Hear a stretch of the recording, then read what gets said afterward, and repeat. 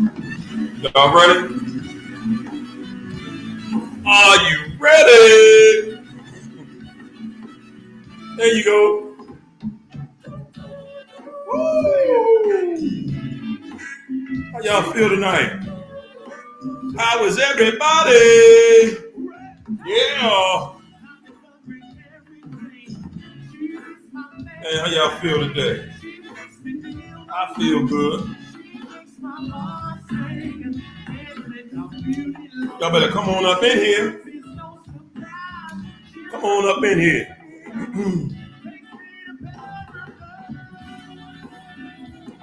Yes, indeed. So as soon as you get in, the moment you get in, y'all know what to do. You hit the like button first. Hit that like button first.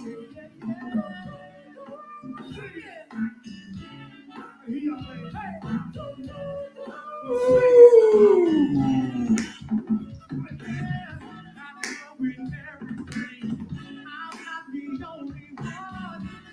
Yes, indeed. Yes, indeed. How y'all feel today, family?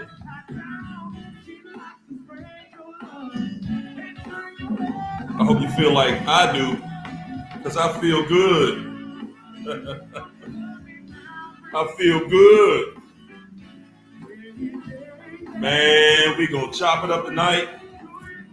We're gonna chop it up tonight, y'all. Yes, we are.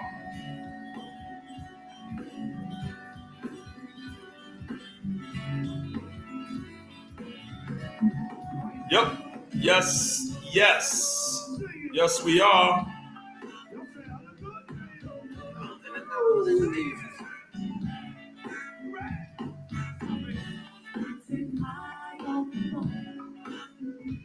I'm trying to figure it out myself, y'all. There we go. There we go. That's what I was looking for. Looking for me. Y'all come on in here and hit this like button. Hit that like. Do the like. Like the like. If you're not a crud ball, hit the like. Oh, man. I'm having fun, y'all. I'm having fun. You know, we just gonna have some fun. That's how we do.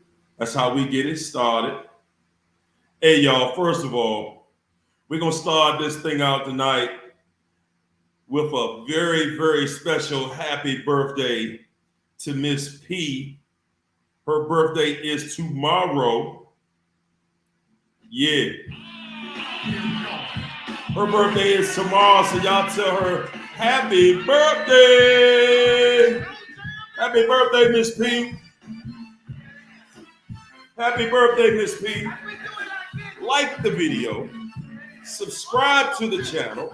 If you're not subscribed, hit the subscribe button. Y'all better subscribe. Hit the notifications button so you'll know when we live. Because the live is live. Y'all better say happy birthday to Miss P. I know that. Let me say it myself. And she over there in Jamaica, Jamaica. Hey, Miss P, tell us about it.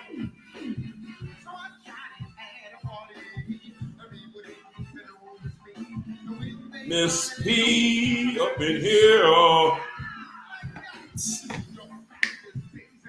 Oh, man. Yes, indeed.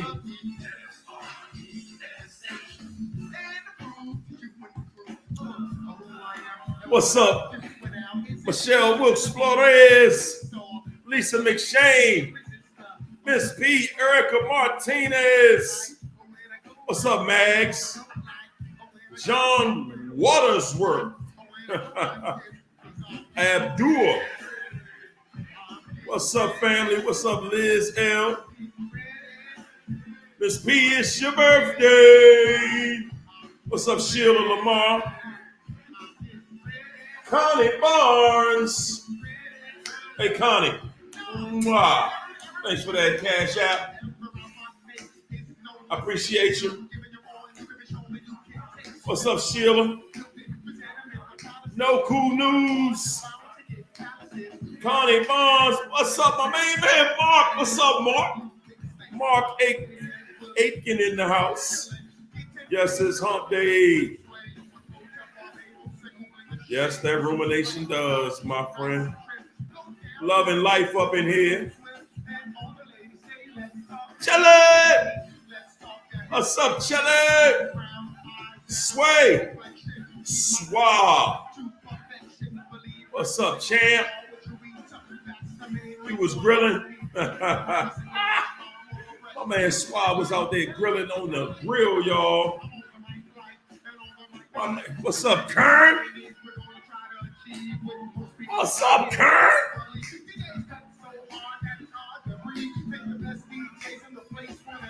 Woo! What's up, Maddie? Hey, Shelly, we going bare knuckles tonight. Bare knuckles tonight. We're going to talk about it, y'all. Yeah, we're going to talk about the main course. The worst part of it. What's up, Deb? SC. What's up, Donna Mosley? No. Kendall Urban in here. Burl Fossey. What's up, Deanna?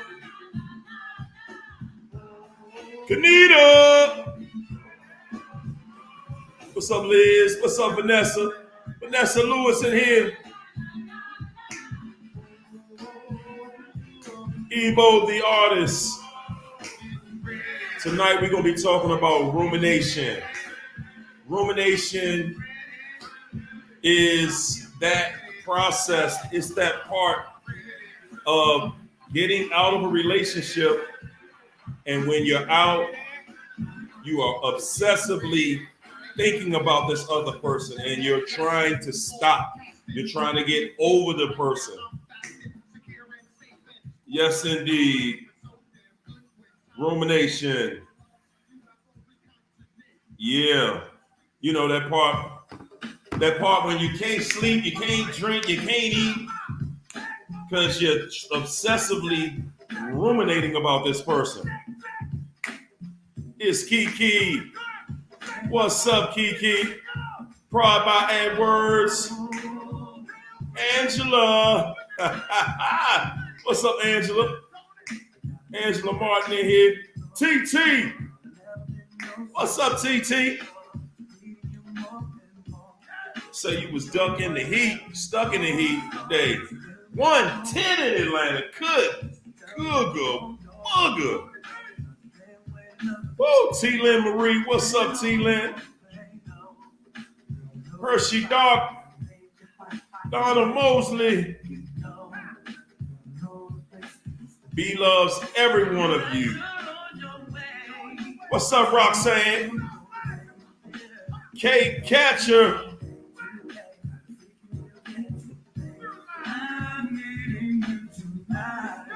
There you go. Kanita.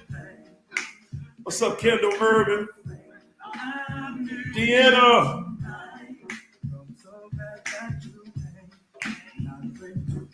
Man, how y'all feel overall? Is everybody good today?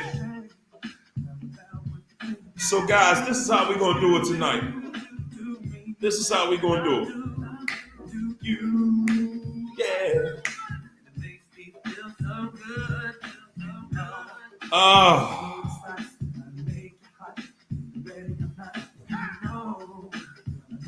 What's up, LaTanya? Loving life.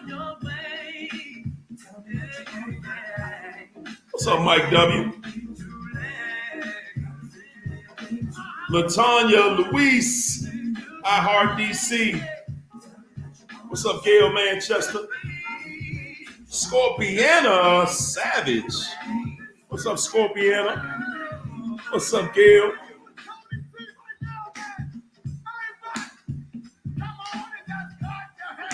Mike W. Roxanne. What's up, Peaches? Lovely Peaches in here. Did I get everybody? Butterfly D. What's up, Kent? My main man Kent up in here. Miss B, how you loving all that island love over there? Keisha Spady. What's up, Richard Lynch? Demetria. There go Myrna. What's up, Myrna? Cave Maid. Noelle Marie. Noelle Marie. Beauty by Nature. What's up, Donna Mosley? Tanya Woods.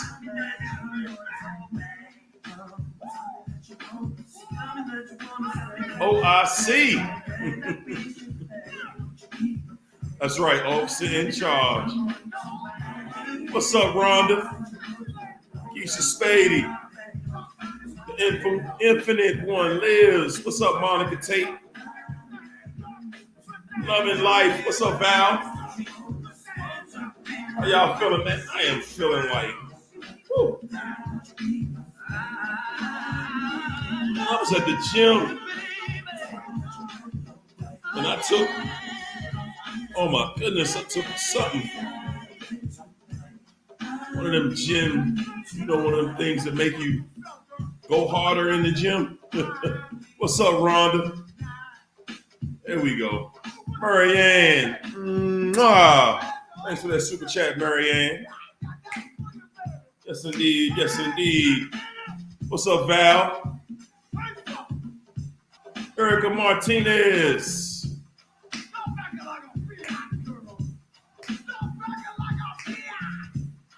Oh, Burl Fawcett, I see you. I think I got most of y'all. TT, how you be? Luis. Woo! How's everybody doing tonight? Everybody all right? Man. Oh, man. Trying to figure this thing out here. Trying to figure it out.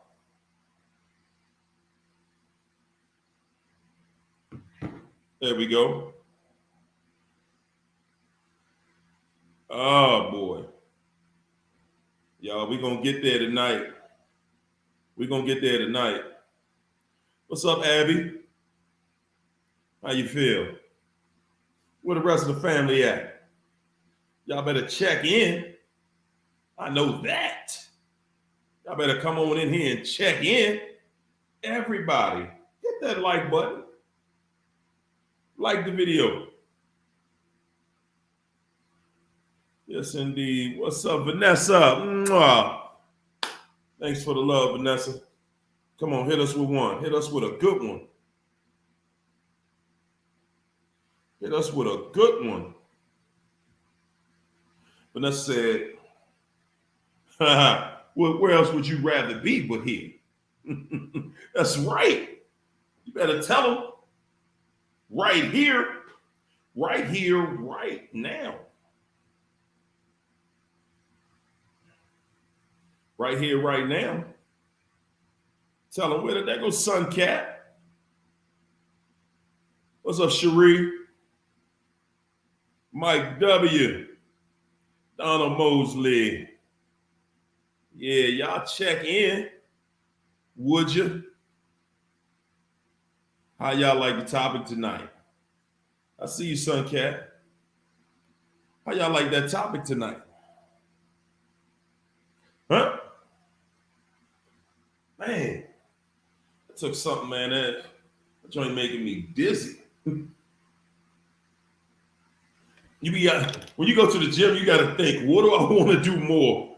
It's like you need something to amp you up to want to work out every day. And then you need something. You got to decide, what do I want to feel like? Do I want to feel jittery? I don't want to do that. Do I want to take something to make me go urinate 100 times while I'm in the gym? Oh my goodness. Or do I want to take this thing that makes me just slightly dizzy? Oh my goodness, man.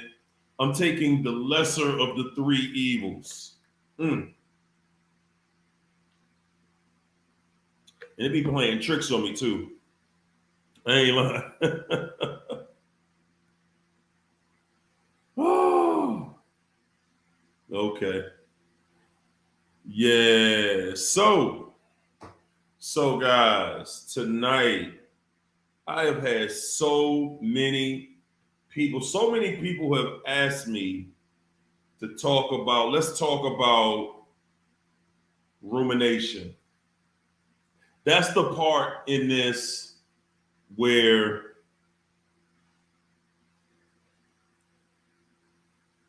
they hop on top your new. That go Leandra. I knew it. What's up, Felicia? Hey, love. I see you. What's up, Lynette? What's up, Kelly? I see you, Kelly. Liz.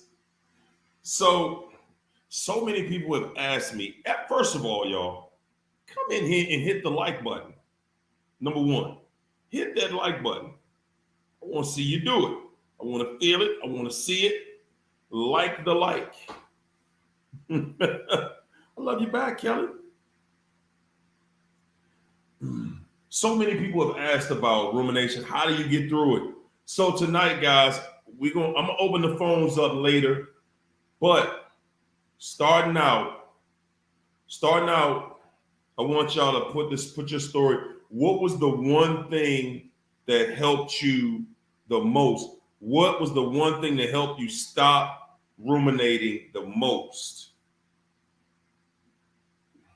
And I'm gonna go first, of course. That's what we do. That's right. You got set up to ruminate. The thing that helped me out the most, guys, when it came to rumination was I realized, listen, the day that you become comfortable. See, this is all about something making you uncomfortable and taking you further and further, wasting your time, more and more time, more and more of your time. See, after you have dealt with a manipulator, a dirty person, they leave you with that thought of, dang, why did I put up with all that craziness? That's one of the things you think about. And it constantly attacks you. So what you're really dealing with, and this is what I want y'all to know, guys, the main part of the cure is acknowledging exactly what's wrong. That's going to cure you from everything that's wrong with you. Finding out exactly what's wrong. Guys, it's kind of like,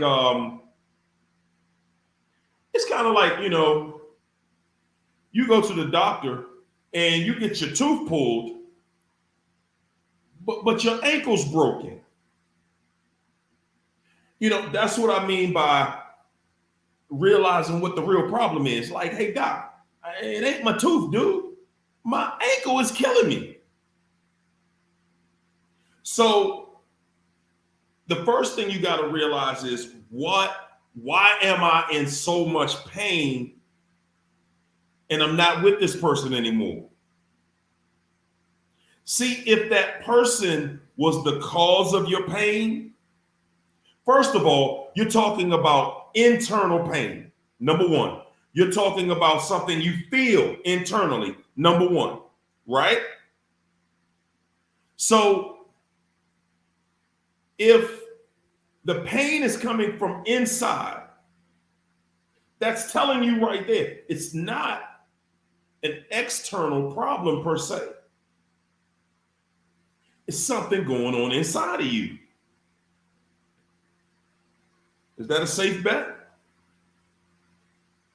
So after, we of course we realize that it's something going on inside. Okay.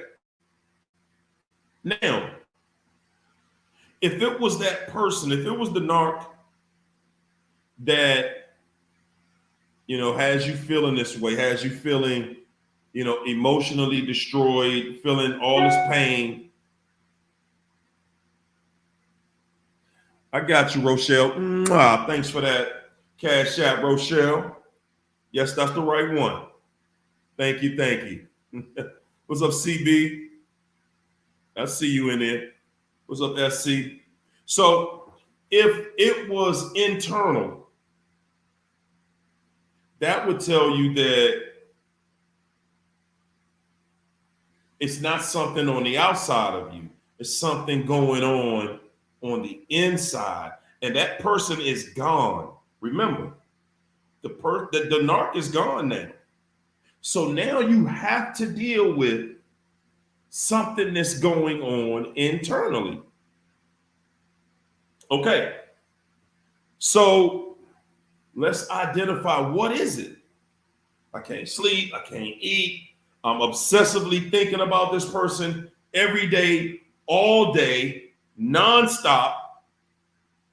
The phone, every time a phone ring, every time I see a notification of anything, I think it's them. I think it's her, or I think it's him. You know what I'm saying? Depending on who you were dealing with. But every time you get a notification, you're hoping and you're wondering, is that them? Every time your phone rings, the first thing you think before you see the name, you're hoping it's them. You're wondering, is it them? And the reason that you ruminate, guys, the reason that we really ruminate is because you have betrayed yourself. You. Okay? This is your doing. You betrayed yourself while you were with this manipulator. You saw they were doing all this dirty stuff to you, doing this, taking you through this, taking you through that. That inner voice was telling you, your spirit was telling you, leave this fool alone. Cut this fool off. You were not listening. You hit the override button. I don't want to hear that. I'm not even taking calls from my inner voice right now. All those calls from your inner voice, you sent it straight to voicemail. So you're not listening. You're not participating. So now, whether you realize it or not, guys, whether you realize it or not, Tanya Woods, thanks for that $20 cash app. Yes, I do appreciate you. So, guys, let me get back to my point. I forgot it. So you realize that this is something going on inside, and you're not listening. You're not taking calls from your inner voice. You're not listening. You're sending those calls to voicemail. You're like, no. I don't want to hear that. I want to hear what this devil, this trifling, no good, good for nothing, crut ball. I want to hear what they got to say. I want to hear what they're telling me to do. I'm not going to listen to my spirit, my connection to God Almighty. I ain't going to listen to that. No. Oh, no. We're going to send God, we're going to send that call to voicemail. We'll listen to it later, right? Yeah. So what you don't realize is you're ruminating while you're with the narcissist, but we call that walking on eggshells, because you're trying so hard and you're so desperate to get this person realigned with where we were at the beginning of the entanglement. We're so stuck on that, right? Come on, y'all. Y'all going to go with the likes in here. Can we get the lights back up, please? Thanks, Rochelle. Thanks for that $5 cash app, Rochelle. Appreciate you. Everybody hit that like. Y'all coming in late and not hitting the like. Come on, hit the like. We need that.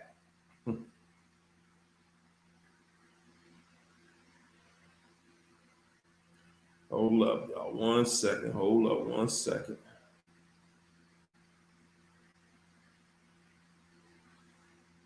Wow, that's a long time, Lynette. Yeah. It's all good, though. You can get out of it. We're talking about it tonight. So, again, you've taken it upon yourself, and you're not listening to that inner voice. You ain't paying it no attention. You just like, man, whatever. I'm getting this straight over here. Me and the monster. I'm gonna keep that straight. I'm gonna keep that going. You know, the one that's betraying me. Yeah, I'm gonna stick to that. That's what you're saying to your spirit. Your spirit is like, wow, man, for real? The one that's telling you and giving you truth, the one that truly cares about you, but you don't even want to hear this. You want to stick this out over here. Okay. So, and I'm saying all this, guys, to get you to understand what you're really doing to yourself that causes this big effect at the backside of this. So, what's up, Breakthrough? I see you. BX Pack, I see you. What's up, champ? So, now that, you're in this mental place, right? You're in this mental space where now you're trying to figure out, so how to break the soul tie. Because you're still thinking it's the narc. It's the narc. It's the narc. But the feeling is inside. The narc is not inside you. My man, Mike W. Thanks for that $10 cash app, sir. Appreciate the love. Yes, indeed. Yes, indeed. Yes, I do appreciate you all. So we're not looking at what is causing the problem. We think that because we're dealing with this devil, that the devil is the true problem, is the source of the problem. And the devil is not. It is not. No, sir. We're not ever going to give this monster that much power, that much credit. No, we will not. No, we are not. We cannot, will not. We won't do it. It's not going to happen. So, let's go back to addressing the issue. Let's go back to addressing the issue. And the issue is that your mind and your spirit are not in unison. They are not in sync with one another. They are not riding together. Your mind is over here. Y'all remember that OJ song? OJ's had a song, your body's here with me, but your mind is on the other side of town. Yeah, that was one of my favorites. And that's what's going on with you. Yeah, your body's with your spirit, but your mind is over there with the narc. And you're trying to figure out how to fix this now. Because you want to fix it, because we fixers. That's how we want to fix it. I want y'all to notice the entire time, everything that you do while you're trying to fix the situation with the narcissist, you're never working on you. You're never trying to fix you. You're never trying to fix the actual problem.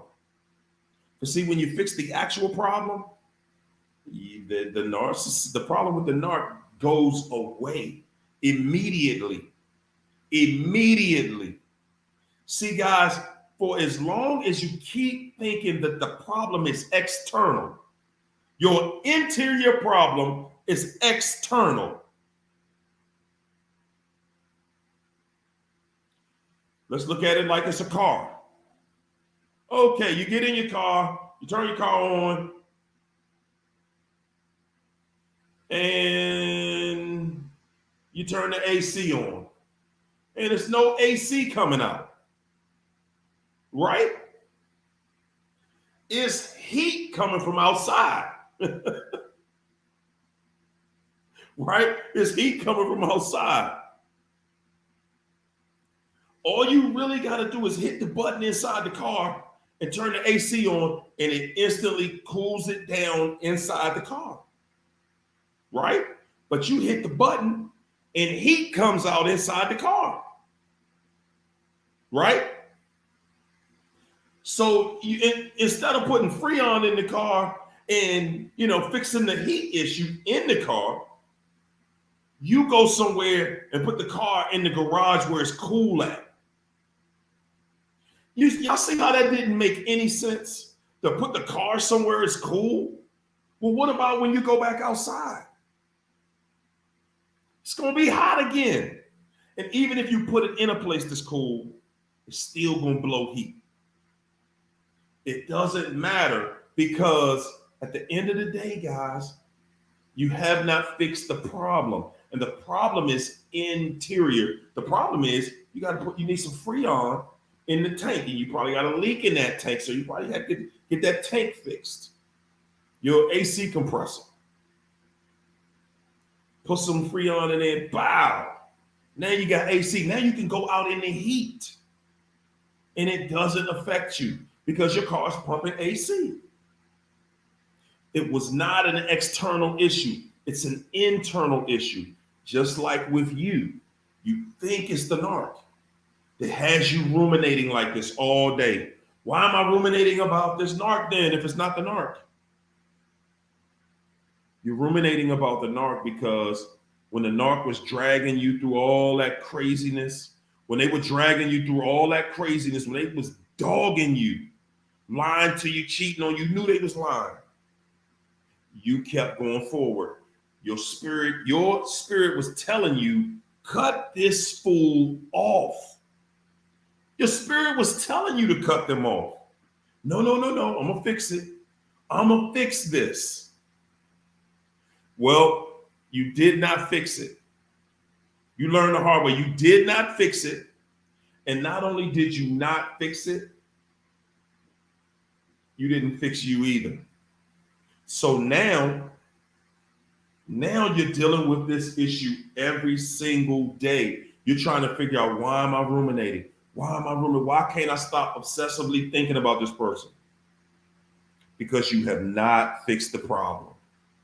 The problem is internal. The problem is inside of you. The problem is that you're not listening to your inner voice. That means you're not reconnecting with self. The moment you start to listen to your inner voice, that's when you reconnect your mind and your spirit. See, we looking at it like, well, that sounds a little crazy, if I'm sitting here thinking like my mind and my spirit not in unison together. Yes, they are. No, they're not. No, they're not. Because if they were, then you would not be going through that. If they were working together, you would not be going through this. You would be looking at the situation and you would be saying, man, I got this thing figured out now. So now you figured out the problem is inside of me.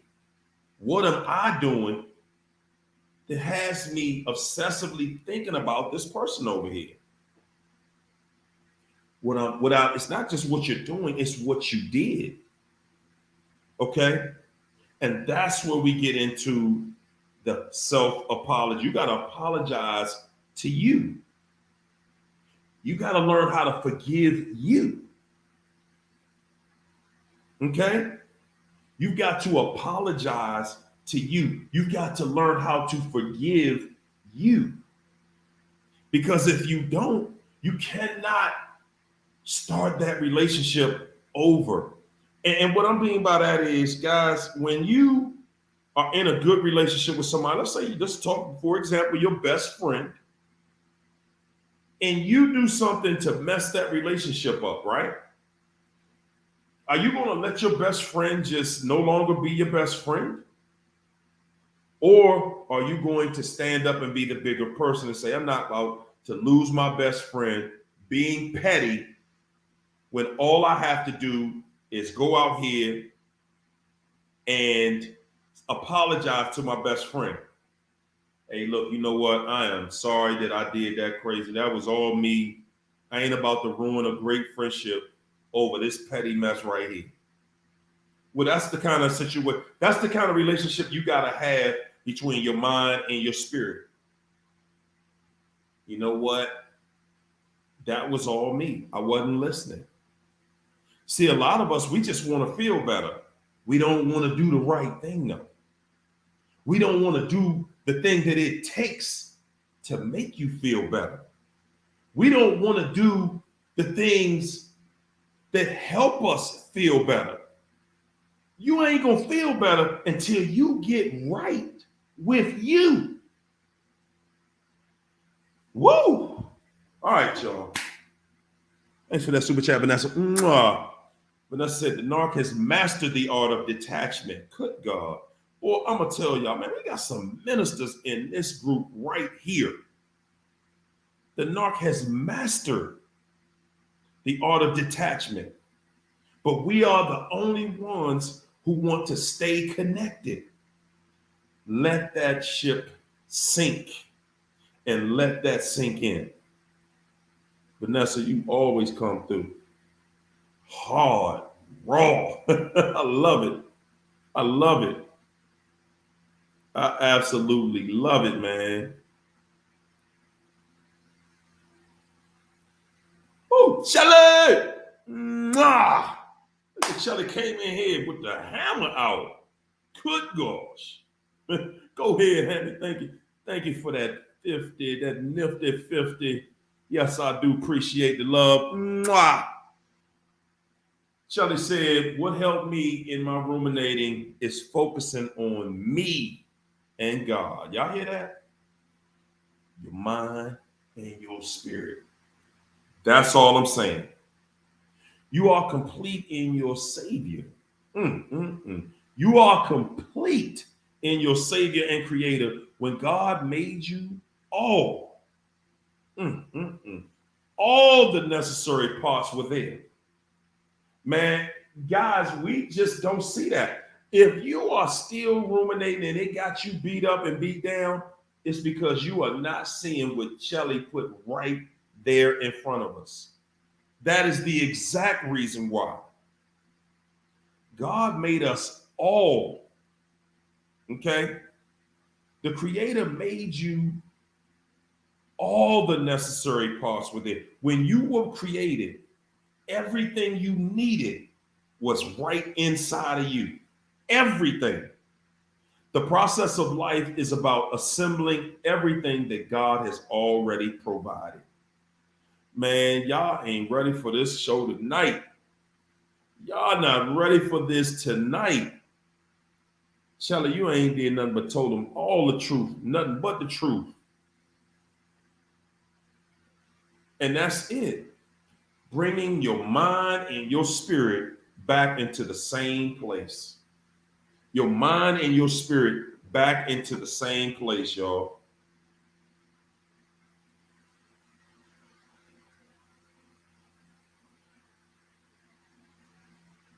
There we go. There we go. That's right. Hit that like button.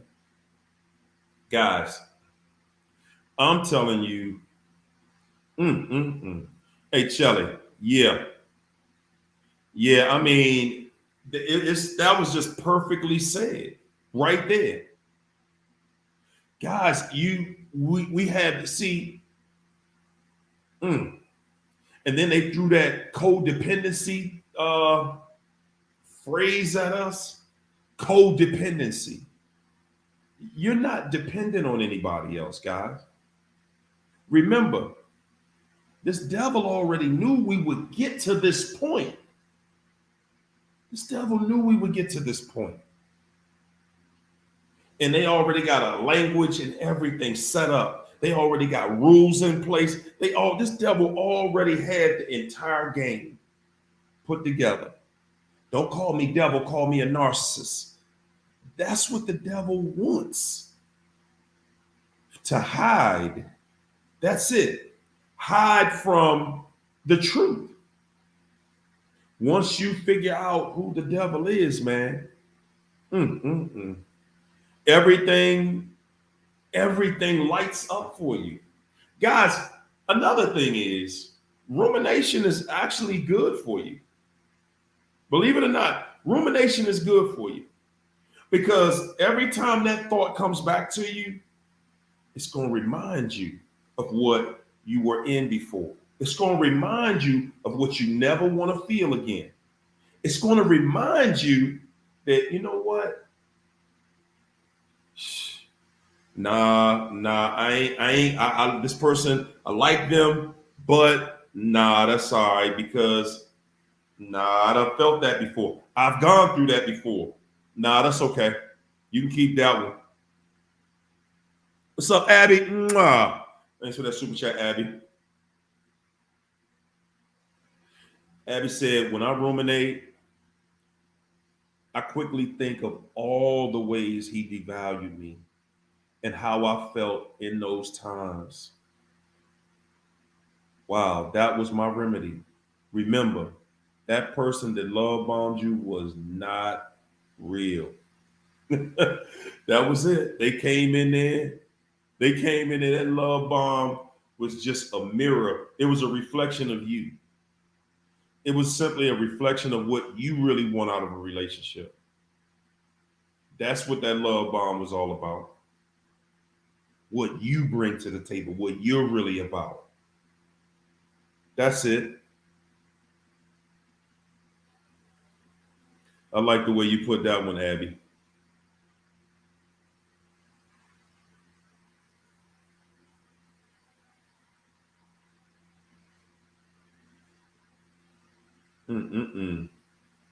What's up, female anonymous?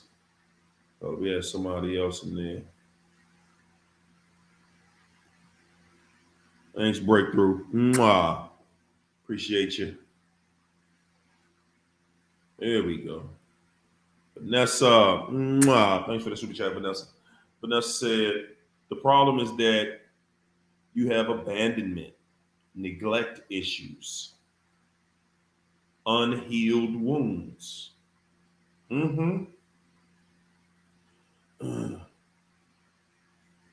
You have the power to control you and fill your void or lack. Guys, you know,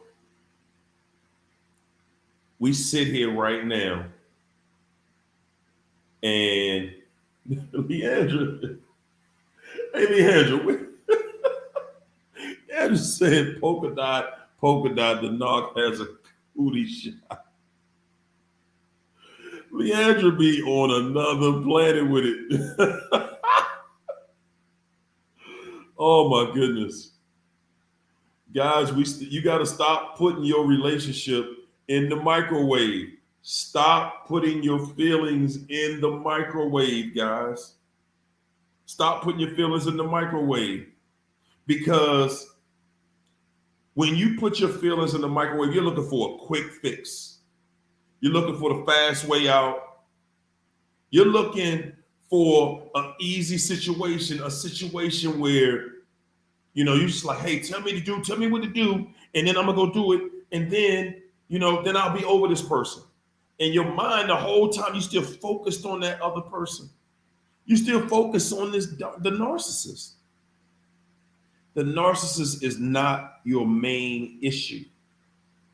To be honest with you, the narc really has very little to do with why you're ruminating, guys. Very little. Very little. When you start to see that you see, guys, a lot of us don't want to be in control of our vessel anymore. When you pushing all the responsibility on somebody else, that means that you're saying that that person controls me. That person rules over me. You're saying that that person has more control over me than I have. And I want, so the thing is if you've given that person total control, then ask that person for your control back, if you even want it. You have to take responsibility for it, because responsibility for it gives you control over it. Take your control back, guys. Take your control back.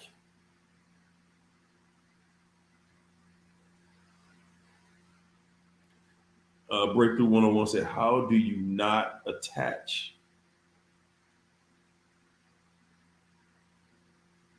You know how you know how you stop the attachments that you, first of all, an attachment is something in your mind. Okay? That's something in your mind. Yeah, you have feelings for this person, right? But this is what I want you to think about. Excuse me. You have an attachment to this person, an infatuation with this person. This person is showing you currently, daily, weekly, by the hour, they don't give a damn about how you feel. Not one. MCL said 9 months, no contact. Salute. Guys, Lynette said it's hard to detach when you got 4 kids together. It's frustrating. Yeah, it is. It is. Yeah, they're going to trap you like that. Guys, think about this. A narcissist knows what they are. They want to marry you. They want to have children with you. They want to trap you because they know you're not the kind of person that's going to break up that union. They already know, okay, all I got to do is have a kid with you, and then I'm going to dog you. Then I'm going to straight dog you. We had this kid or we get married, and I'm going to dog you. Because I know you want to work this relationship out. You want to keep this union together. And that's how they see it. The narcissist sees it as like, hey, you know what? You ain't going nowhere. That's how they see you. They look at you like you ain't going nowhere. Straight up, they look at you like you really not going anywhere. They feel like, where you gonna go? I'm right here. I got you. Where you going? That's how they feel, y'all. They just feel like, hey, man, you ain't going nowhere. I got you, and everything with you, I got control of it. I got total control. You know, you're just going to stay right here. You don't want to break up your family. You're a builder. You're not a destroyer. And that's how they look at you. They already know your personality, and they feel like, I got you. Oh, James Chambers said they will take your children, use as pawns, and laugh as you die. Wow.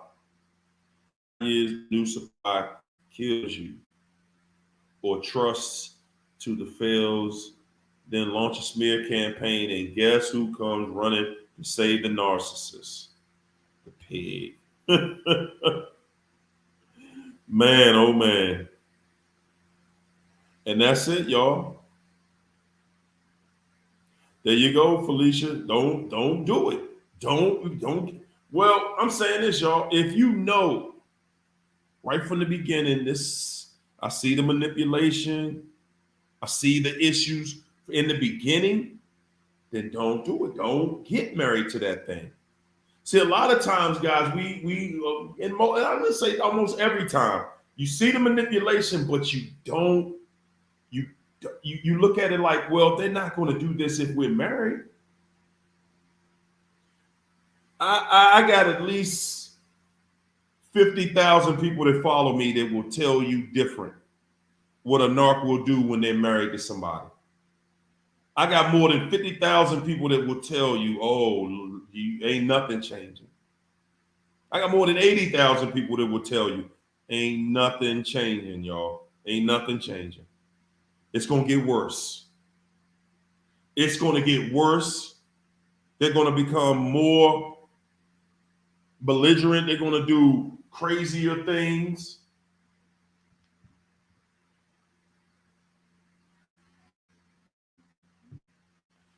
Whoa, man. Well, I guess we're going to start out. I'm going to take a few calls. Yes, we're going to do it. Y'all ready? Yes, indeed. We're going to take a few calls. We're going to get that call center cranked up.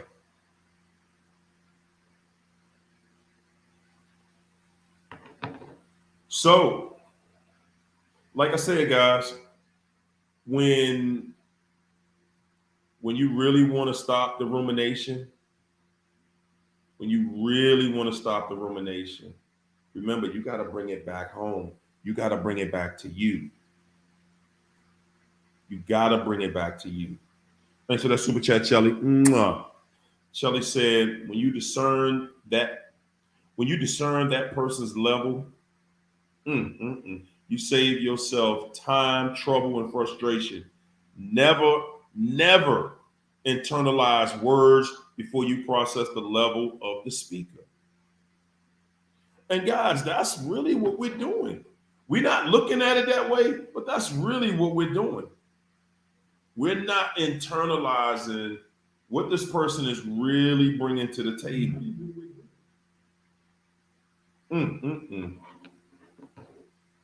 Yeah.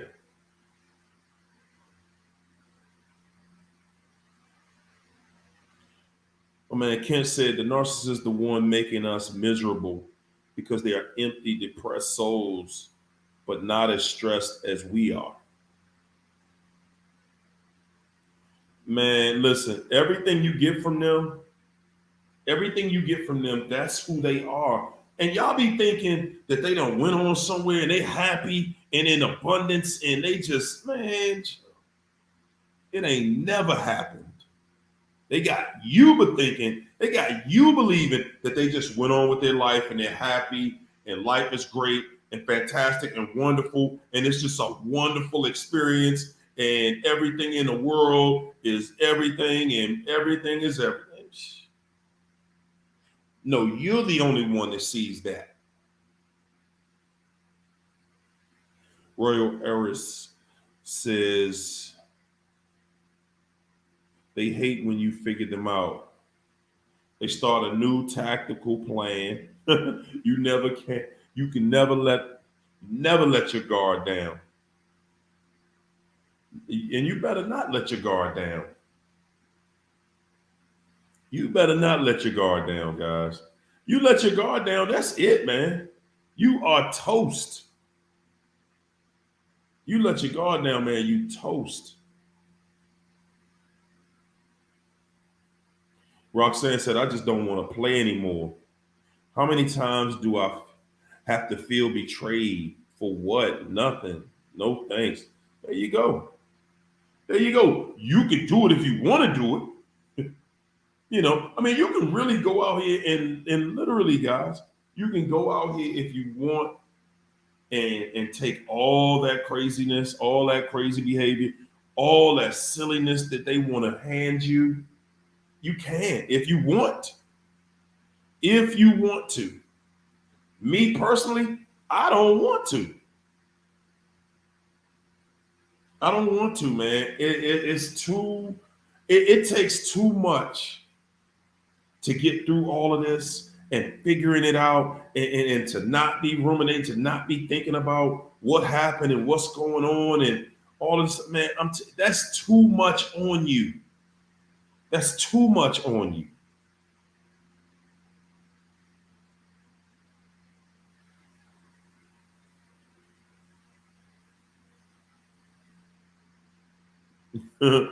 Breakthrough 101 says, so glad I got the knowledge without the knowledge. So, and Mr. Harrio, I could have never done it. Yeah, you could have did it. You could have did it. You would have still did it. You would have still did it. Hey, guys, at the end of the day, listen, I'm just trying to spread the message, because I mean, you think about it. You think about it.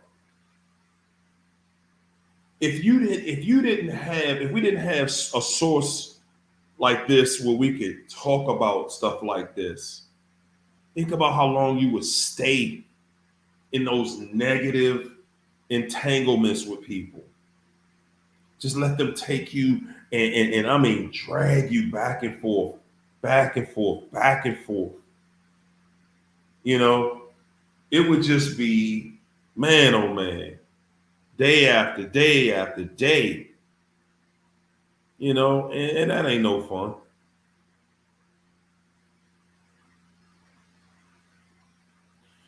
Darnese 24 said, I asked, why was I attracted to the narc to begin with? Because you didn't know it was a narc to begin with. But they started showing you a low level frequency at the beginning that you weren't paying attention to. You wanted companionship. The narc knew that. That's the trap. You get in it for the companionship. The narcissist gets in it because the ultimate goal of this devil is to waste your time, to take your time, to put you in a prison. That is the ultimate goal of this devil, to put you in a prison.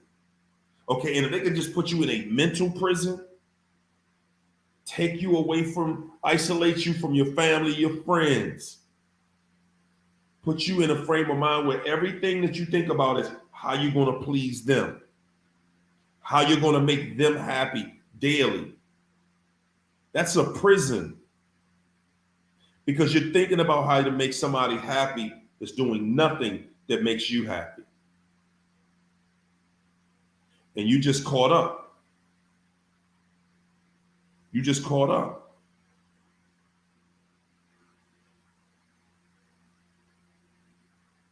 Wow.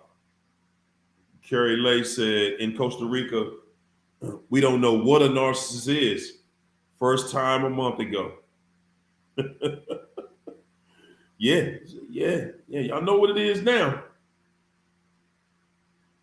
Y'all know what it is now. Guys, I mean, this is something you can make it through. Don't get me wrong. It's something you can make it through. But at the same time, you've got to, at the same time, you still got to look at everything, the way and how things line up in your life. This is still all about your life.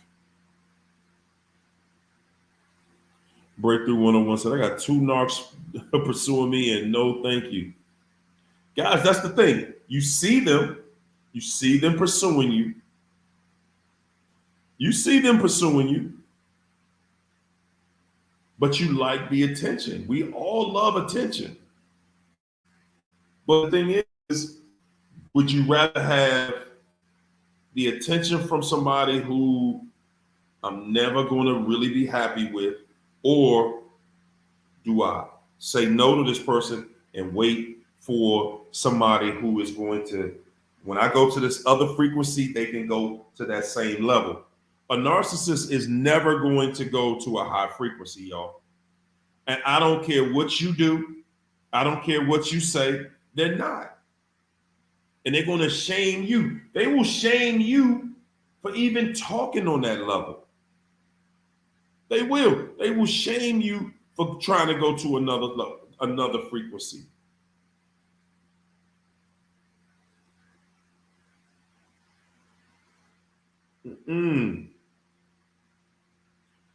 Scorpiano Savage said the narc doesn't deserve not one more second to be ruminated about or thought about. So I try to flip that, focus on me and my relationship with God. That's right. That's right. Change it around. Change it around. Leandra said, red fish, blue fish, the narc and the new supply needs to be. Oh, man. Leandra just be having her own party in here, y'all. I love it, though. I love it. What's up, Miko? How you feeling? Suncat said the narcs need you to validate. Mm, mm, mm. And they can help, and they can't help but play you. They can't help it by design, guys. That's who they are. By design, that's who they are. Once you start to realize this external problem that you had, guys, I'm telling you, once you start to realize that, man, this person right here is absolutely no good for me. Why am I obsessing over them? Let's walk through it. Why am I obsessing over somebody that means me no good? Number one, they mean me no good. They lie to me. They cheat on me. They dog me. What's up, Miss Ash? I see you. They lie, cheat, steal, everything, right? But I miss them when they're gone, right? You miss companionship because you didn't have companionship with them in the first place. They gave you companionship at the beginning, and then they just pulled away. They pulled back. They said, you are not worthy of companionship after that. Yes. They said, you're not worthy of it. Guys, I mean, it is what it is. You know, but at the end of the day, guys, this is all about us reconnecting. You want the pain to stop? You want the pain to stop for real? Then you stop. You stop. You stop making it about them and take your responsibility. Take your power back. Take your power back. You want to stop thinking about a person for the rest of your life? If you fix you, you ain't going to be thinking about that fool no more. Fix you. Work on that part right there. Work on fixing you. Work on fixing you. When you work on fixing you, guys, I'm telling you, the people in the huddle right now that have gone on to the next level in their life, everybody's telling you what's on the other side. On the other side is happiness. Happiness way beyond anything you've ever known. But remember, you've heard this saying your whole life. You cannot love someone you do not love yourself. Okay? Until you learn to love yourself, when you learn to love yourself, you can love everybody else. You know, been all around and seen the rest. All right, y'all. Who we got? Who we got on the phone here?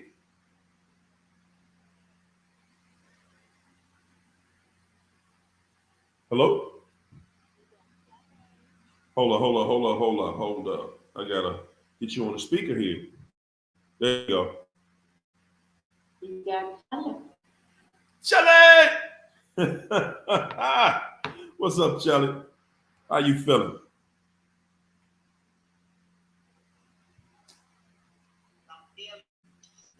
somebody here that needs to hear what I'm about to say. Because thus say the Lord. Okay? Say it. The reason that you went through, that we all went through what we went through, is because different.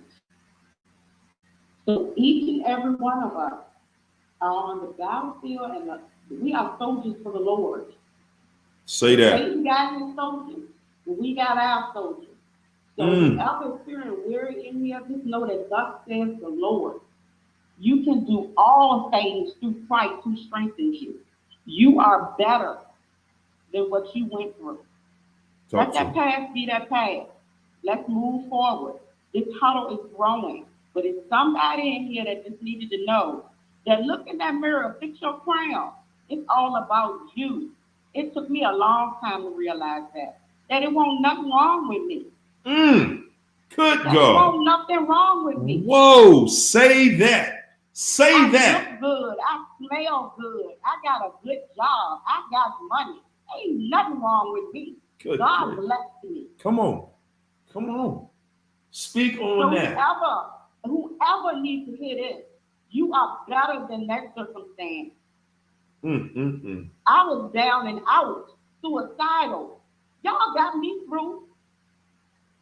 Talk to him. Y'all prayed with me. Y'all called me. And then I had to isolate myself from other people. Because when you have other people in your ear, somebody needs to hear this right here. When you got other people in your ear, let them be in that chapter of your life and go on with your new journey. That's right. Because them people ain't for you. We are different. We different. That's all. We just different. That's all it is. That's all it really is. We are different. We come into the table with something totally different. Amen. And we wondering, and we get caught up thinking, and I'm glad you said that, because that's the first thing that we think. What's wrong with me? You attack yourself again after you would not listen to your inner voice that was trying to protect you. Hey, Charlie, that first super chat you put in, man, that was a cold piece right there. I mean, I've been on fire all day. That thing was cold right there. Because I've been on fire all day. God has been blessing me all day. And that's what I'm saying. You know, it's like, you know, you just, I mean, it was just, you said it, made it so plain, so simple. Like, guys, you are perfectly made. Yeah. We keep looking for external things to make us. Yeah. You are perfectly made. None of that. Exactly. You were perfectly made. You weren't born into this world. We keep taking things like we got attachment issues. What? Were you attached to somebody when you were born? Nope. Who were you attached to? God. You had God with you. You had your spirit with you. That's the only attachment that you can really claim. Let him whisper in your ear. Let him whisper in your ear. Man, I'm trying to tell you. When you come out of what you went through, honey, you're going to be brand new. Brand new. Whenever you walk in somewhere, your energy is going to just change the room. Everything. They're going to come for you, but you know what they're going to do? They're going to flee. And so I'm glad you said that, because, people trying to shame you is one of the things that we deal with, and that's one of the things, when you go through that smear campaign and people looking at you and you feel like people saying funny stuff, and I think you broke it down when you first got started with, look, I'm perfectly made. I'm worthy to be with somebody just like me. I love me first. You hear that, y'all? Right. We've been taught to not love ourselves. That's right. I love me. I'm connected to my spirit. Guys, if you don't have a love relationship with you, with yourself, you ain't gonna never love nobody. You're not. How can you love somebody and you don't love yourself? Please tell me how you do that. You can have an infatuation with somebody. You can. But wait until you see what it feels like when you really learn how to love you. Oh, and it's gonna feel so good. Man, when you start loving on you, when you start really appreciating what you bring to the table, Then you'll realize you don't need nobody else. man, oh man, you are going to be in a different place mentally. That's when you can start moving forward because that's when you start to attract what you're putting out there. See, the one thing you got to understand is all of us, we all look at, well, how did I attract something that trifling into my life? How did I do that? What we're not looking at is the fact that, hey, man, because you did not have any boundaries. Thanks for that Cash App, Monica. Mwah, appreciate you. You did not have any boundaries when you met this person. So you can't tell the difference between a narc and an empath when you don't have any boundaries. That's right. How can you tell? You just going along to get along. Yeah. See, when you add boundaries to your life, and guys, I want to make this clear to y'all, because this ain't got nothing to do with arrogance. So if you got arrogance with you, then you're still on the wrong page. Mm-hmm. Okay, this has everything to do with being a kind, loving person. That is not weak. Okay, this society wants us to think that that's being weak. No, because that's what you want to be with. You want to be out here and be hard and all abrasive, and this and that. Then you're gonna be with somebody who's just like that's what you're gonna attract. Something hard and abrasive. You want to attract you. See, when you are a good person, you want somebody that's just like you. If you ain't no good, y'all think a narc looking for another narc? Ask yourself that question. Does a narc look for another narc? And they get caught up too. Don't think for 1 second that a narcissist doesn't go out here and find another one and get crushed. The narcissist, they will have, when you see two narcs in a relationship together, you'll see somebody who just went over there and they did something dirty to you, and then they get with somebody new. They get with somebody new and get dogged. And I mean, they get ripped off. And then they come crying back to you like they want you to feel sorry for them again. And I'm keeping it real with you. They really will come back to you wanting you to feel sorry for them. Feel sorry for me. I know I was wrong, but feel sorry for me. No, because guys, that's one of those things where we have to get our minds set up in that place where we're not going to let them crocodile tears. We're not going to let our love and zest for life interfere with our weaknesses. That's right. And you feeling sorry for somebody else is a weakness. That's your true weakness right there. For you. They're not going to feel sorry for you. When they get you and they get the upper hand and they get the opportunity, they're going to show you that not only do they not feel sorry for you, but they don't even like you. That's what they're going to show you. Oh, yes. But guys, the bad part, we take them back. We take them back. Yeah. We take them back. And some of us, and then they get worse. Some of us take them back more than others.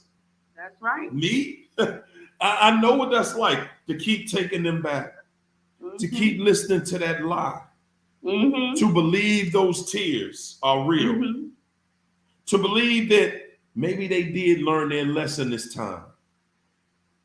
Guys, that's why I'm always in your ear telling you how trifling they are. Yep. Because see, they take everything you respect and they weaponize it against you. They weaponize tears. They weaponize empathy.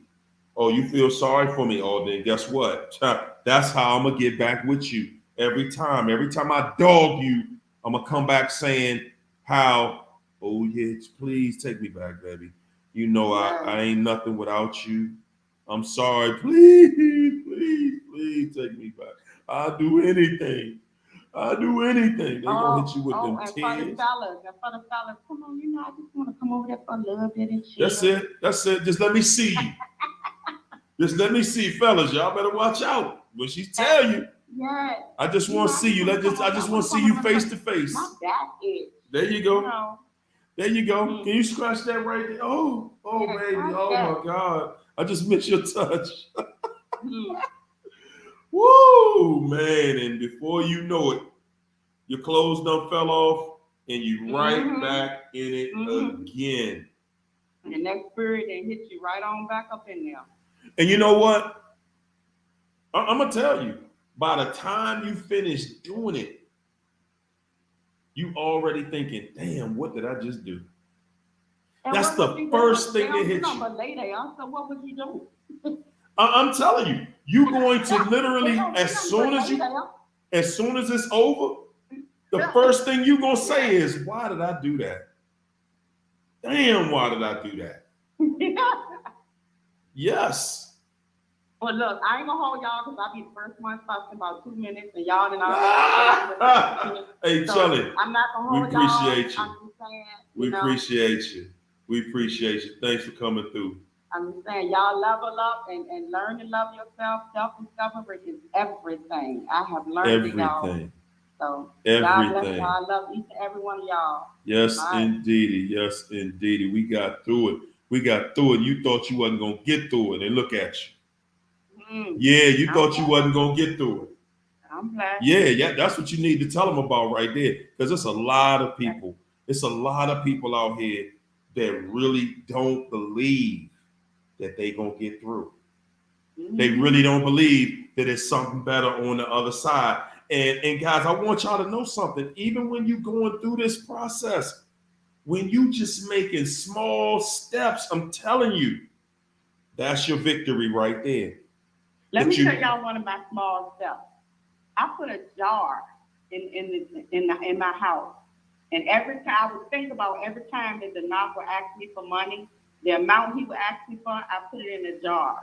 Why I went and bought me a David Yurman bracelet. That's how much money that I was given to him. Woo! Not the big gorilla bracelet, not the big. Yeah. Oh my goodness. So yeah. See what I'm saying? I know how it is. But that's what I'm saying.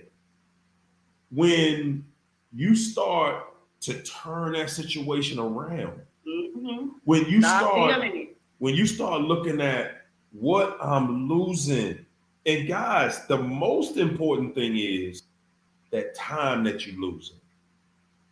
That is the most critical thing, because that's the one thing you cannot get back. You ain't getting that time back. You ain't getting that time back, y'all. That time don't come back. Let your light shine. Let God use you. You better let God use you. Back in the huddle. All right, y'all. Thanks, Jelly. Appreciate you. Woo, man. Mom, thanks for that $20 cash app. Appreciate the love. Lynette, thanks for that $10 super chat. Lynette said, I didn't have a positive role model for a marriage. I was so desperate for love, I put my identity in being the best mom and wife. Damn. Guys, oh my goodness. So it meant nothing in the end. You know what, Lynette? First of all, thank you for sharing this with us. Because Lynette, you literally just talked about exactly what everybody in this huddle right now, I want to see a show of hands if that wasn't you when you got in your relationship. Lynette said all she wanted to do is be the best mother and wife. That's how we are programmed. Let me put my hand up in here. Good God. Let me put my hand in. That's how we are programmed, y'all. And this narcissist knows that.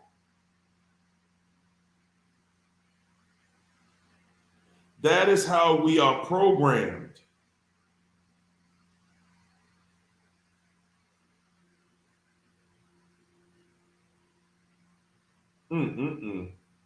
Put your hands up.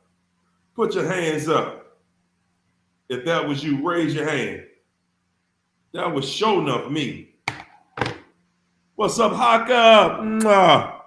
Dang on, I'm so tripping. How you doing? It's Kiki Jawan.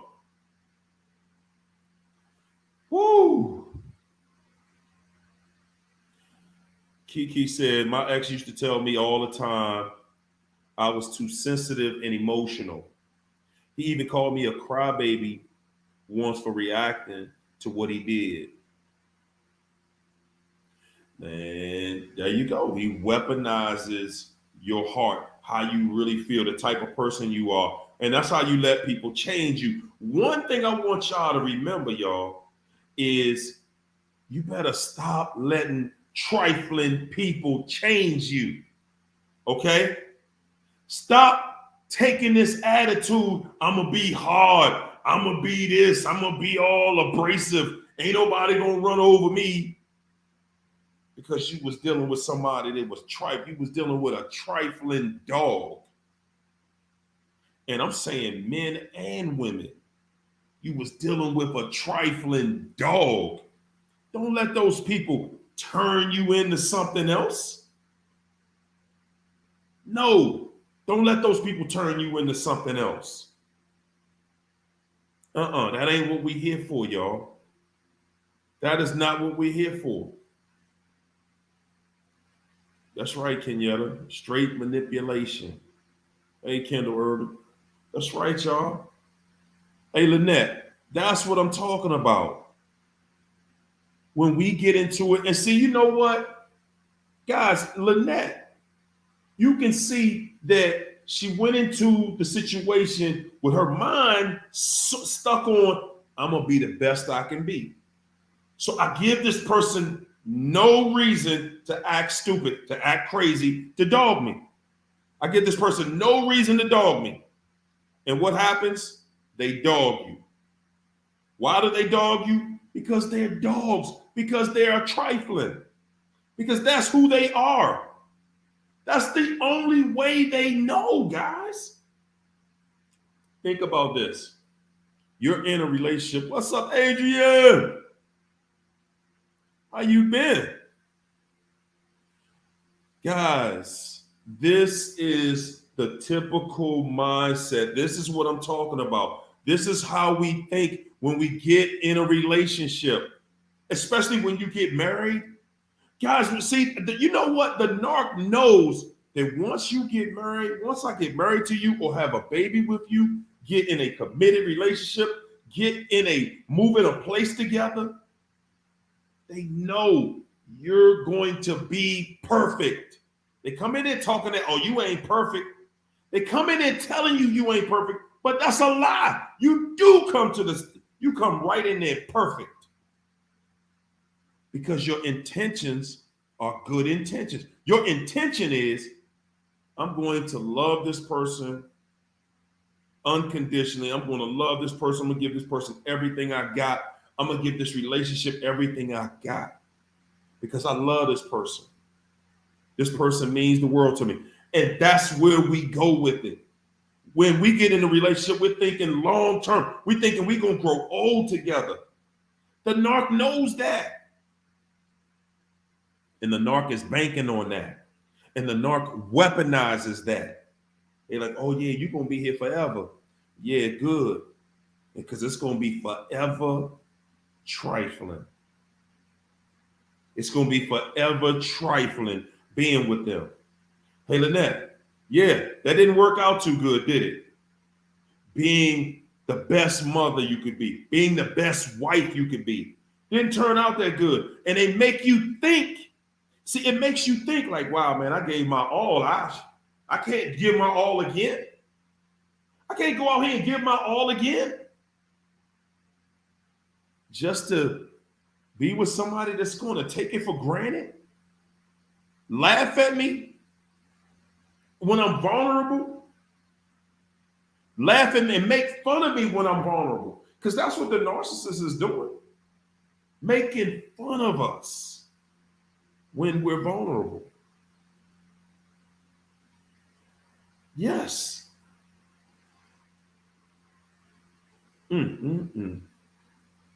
TT said, that's a fact. Stop letting people change you. And we need to take our power back and change who we deal with. TT ain't playing. You cut that and off. TT is not playing. Faithful, humble, loyal, chosen queen said, I don't want nothing to do with my kid's father at all. I just want my son back from him. But my son is disrespectful. I don't know what else to do but pray. And you're doing the right thing. You're doing the right thing. Listen, y'all. We are in an entirely different day and age, y'all. We live in a day and age where children are totally disrespectful. And they being taught that it ain't just something they getting from you. It's something they're being taught in everyday life, society, social media. And when you're in a situation where, this thing done got out of hand, I'm going to tell you, you ain't got no choice at that point. You got to put it in God's hands. Lord, I'm going to let you roll with this one because I ain't, no, sir. This fool right here is tripping. And that's how you got to look at it. That's how you got to see it. You got to see it as, look, man, no matter what, no matter who it is, no matter what's going on, I'm pulling my life back together. And I'm not letting this person over here trip me up or trip me out. No, I'm not doing it. I'm not doing it. Franklin said, I gave my all and just about had a breakdown, but the Lord helped me in an instant before the mental nervous breakdown. Tell them, y'all. Tell them. We going. I guess don't nobody want to talk tonight. Everybody chilling. Everybody is chilling. Everybody in chill mode tonight. Yeah, man. Like I said, I wanted to talk about rumination tonight because so many people reach out to me about that. So many people reach out to me about, rumination and what they're going through. Yes, indeed. Yes, indeed. Who we got? There we go. Who we got? Peace and blessings. This is Missy, aka Crystal. What's up, Mario? What's up with you? How you doing, brother? How you doing? Man, doing good, doing great. I rarely catch the live, but I caught it tonight. I didn't even know you could call into the live, so thanks to Shelly Ho. Big shout out to Shelly. Yeah. Yes, indeed. Talk to us. I just wanted to, and I want to shout out the Empath Tribe, the Facebook group. That's right. So what am I calling in for? Just to tell my, what am I saying? I don't even know. Tell us how you dealt with that rumination. I still deal with it 4 months out of the relationship, but I had to change my thinking. It's hard in the beginning. I remember that's all I could think about. I couldn't sleep. When I did sleep, I had nightmares, and it was just constantly. But I'm not all the way out the woods, but I'm a lot further than I was 4 months ago. Mm-hmm. But I'm busy. I'm back in college where before I had to take 90 days out of school. So I think technically at some point I was just tired of thinking about it.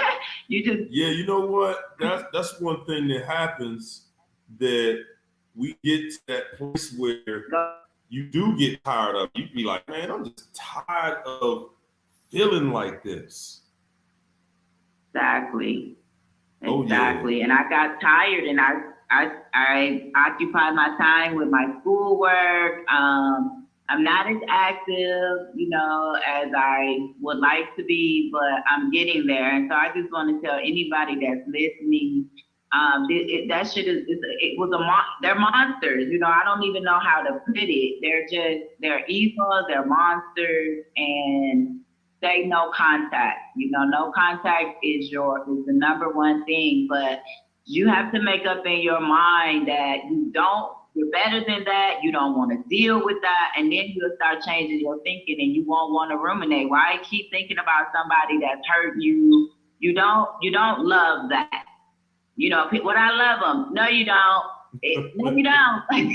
No. You sure don't love you. Ooh, man, oh man. I'm trying to tell you. I'm telling you, man. Yeah, brother, but keep doing what you're doing and helping us. I remember calling you for a one-on-one session. I was so lost, and I'm still finding my way through this process, but I'm a lot better, feeling a lot better than I did 4 months ago. So there you go. Y'all could do it. We could do it. Stay consistent. Change your thinking. We are doing it. Thank you for calling in. Thank you, brother. Thank you so much. Peace and blessings. Peace. Thank you. Uh-huh. Yes, indeed, guys. Yes, indeed. Everybody that you talk to, and everybody, I want y'all to share that part, of your story, to let people know that's normal at the beginning. You're not doing something that's different than anybody else. See, that's something that helps you through also, when you know it's not just me. It's not just me. You know what I'm saying? Thanks, Overcomer. That's right, Franklin. It's important to talk about. It's important to purge, to get it off your chest, to let it out. Haka, thanks for the super chat, Haka. Haka said, you can love again, but next time you will be cautious. Next time you're going to be cautious. Next time you're going to be cautious, you won't fall blindly into love, not knowing whether the other person will catch you, but rather walk into it with the hand in yours together. You better. Thanks for that super chat, Haka. Who we got? Who we got on here right now? You got Linda. Linda. How you doing, Linda? Yeah. Great. You in Canada? Oh, doing better, honestly. Like, no contact for actually almost 2 years. But at last Christmas, I got hoovered. And I fell for it because it was Christmas time. And my husband was from Barbados and their family's poor, so I sent them money. But after that, I cut off everything. Okay. I felt sorry for them at Christmas. That's how we do. But that's how we do. We get feeling sorry for them. We get to feeling sorry for them, and yeah, the rest is history. We get to feeling sorry for them, and then we'll let them hoover us. We'll take them back, and if it's holiday time, you'll give them another chance because, hey, it's holiday time. Well, the narc knows that. Right. So his sister hoovered me, and so what she did was she said, I can give you his phone number, right? Uh-huh. Can you hear me? Yeah. I can give you his phone number if you want to talk to him. And I thought, you know what? Maybe I should, right? So anyway, not to get him back or anything. I just wanted to see what he was going to say. The whole conversation was, I gave him $10,000 from the sale of our house, and that's what he wanted in the separation papers. Mm-hmm. But afterwards, that 2 weeks later was when he was asking me for some more money after he just got $10,000 and he had no bills or responsibilities. So he right? just blew all of that, and hey, I need some more. I was one of those people that did everything. Yeah, that's how it is too. That's how it is. Yep. So his sister passed away, and she lives in Barbados, right? Mm-hmm. So all the funerals have been uploaded on my YouTube of him going to his sister's funeral, and there's a big video of it on YouTube. And then on top of it, now he seems to be working for all the funeral homes in Barbados. But when he was here, he didn't want to work. Man, at the I've end been through hell, man. It'll be 10 years that we've been married, but I've known him for 14. I met him at a farm. Mm-hmm. I'm in Canada. I ended up marrying a farm worker to get him into Canada, and I did everything, all his paperwork, lawyers, and everything. And at the time, it was 5 years you had to wait, right? Oh, wow. So I had to keep him for 5 years when he couldn't work. Man, oh man. But that's only part of the story. But one of my worst experiences in the hoovering was about a year before he left. Uh-huh. I never bothered with cell phones. There's 20 years difference. He's 20 years younger. Uh-oh. And I'm putting a lot in here in a short period. I'm trying to get through that 2-minute thing. But anyway, the worst thing that happened to me, the last house I moved to in a small town, and it had a main highway almost in front of our house. Well, he had all his girlfriends and friends driving up and down the road, smiling at him and waving at him. And I'd say, who's that? Oh, that's one of your cousins. That I do have about 400 or 500 cousins. Okay, fine. All right, they live in the area. I didn't pay much attention, but it was a red flag, but I didn't, So I started watching him more. Mm-hmm. And then I'm finding out that all of his girlfriends and his friends are driving up and down the road, up and down the road, up and down the road. It was crazy while he still was with me. And one day he said to me, this is kind of gross. He said to me, you can cut the grass today and I'll do the weed eating, because they had a big yard and it was really nice. Anyway, he kept everything spotless and nice. He was one of those really perfectionists. Mm-hmm. Anyway, he's out there weed eating, and I looked over, and he's smiling at the people. They're driving around the block and around the block, these women laughing at me. Oh, wow. I'm his friggin' wife, man. What are people thinking? What are these girls thinking? They thinking she does not have a clue as to who she is dealing with. That's why they laughing. They're laughing because they're like, she has no idea who she's connected to. I was innocent, so stupid. Hey, that's what it's going to be with one of them, though. Hey, but look, Linda, Thanks for coming on and sharing your story with us. We surely appreciate you. I'm healing, though. And my daughter would like to talk to you. She's going through the same thing. Can you imagine a mother and daughter together being harassed? I can. I absolutely can imagine. We are both being stalked all the time, and we got cars following us. We got all kinds of things. It's fun. But I'll let you talk to my daughter for a minute, if that's okay. Okay, that's cool. Okay, thank What's you, her Hero. name? I love you. By the way, Thank your you. show's fantastic. And all the people on there are beautiful and lovely, and I just enjoy your show so much. I just don't know how to get on chat, so I'm sorry. I'm not at that yet. I understand. Here's my daughter. Okay. Hi, Harold. How are you? How you doing? What's your name? I'm pretty good. Okay. Well, so you getting a dosage of it too? Yeah. Well, I was married for almost 25 years, together and married. Raised a couple kids. They're 23 and 20. And I had to kick my ex out actually 4 years ago. And he left me to take care of the house, the pets, the pool, the kids, the everything, until 2021, where I woke up to a house fire at the end of my bed. A house fire and in your bed? It's a miracle. Hold it. How was your bed on fire? Well, they turned it into being an accidental light bulb, but it was my clothing I took off the night before. Okay. Okay. No. Go ahead. So, anyways, what I most recently went through is I'm working through that divorce with this complete sociopathic narcissist. I'm a behavior analyst and a psychotherapist by trade. Mm-hmm. A year before the fire, he got me suspended from my college from an anonymous phone call. And it's been a challenge, but I've learned a lot. And I didn't have a plan B, but I sure do now.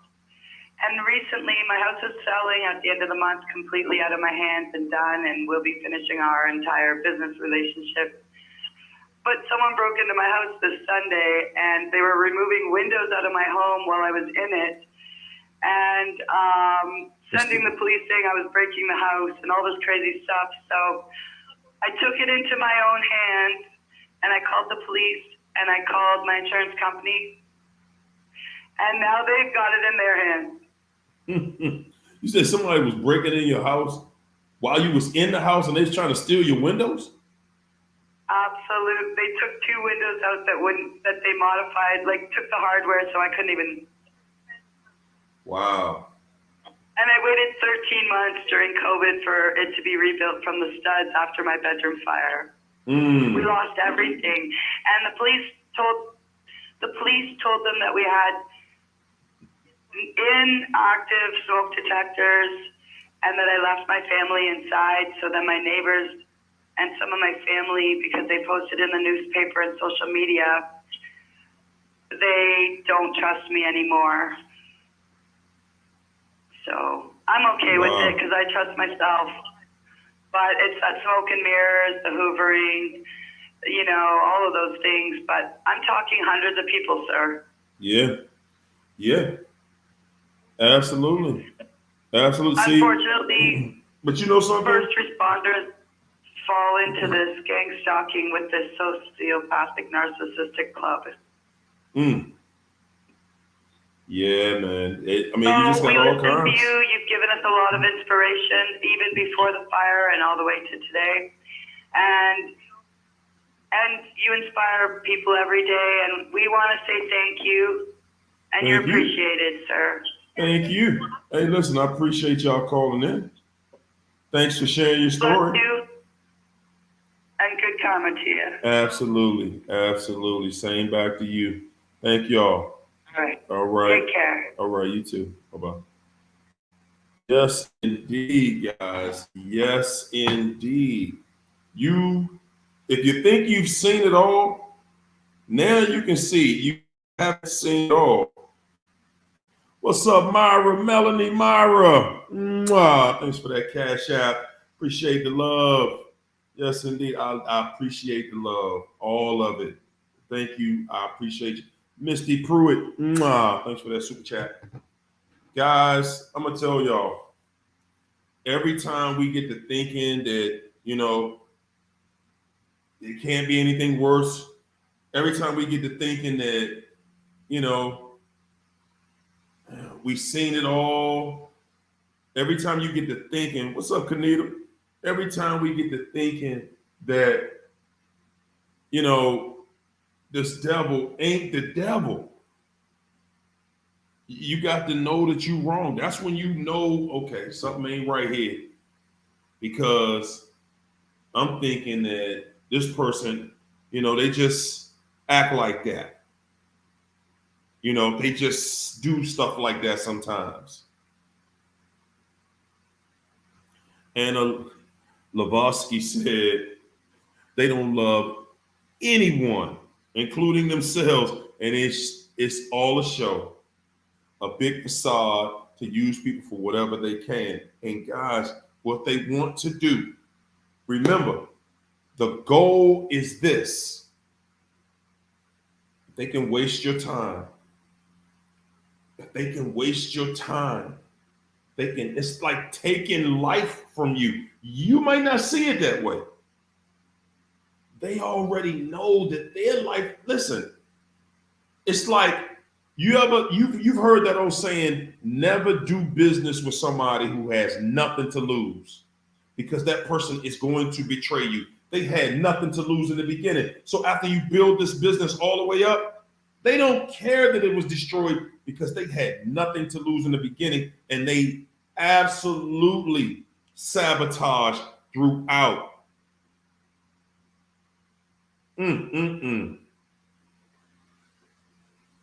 They absolutely sabotage throughout.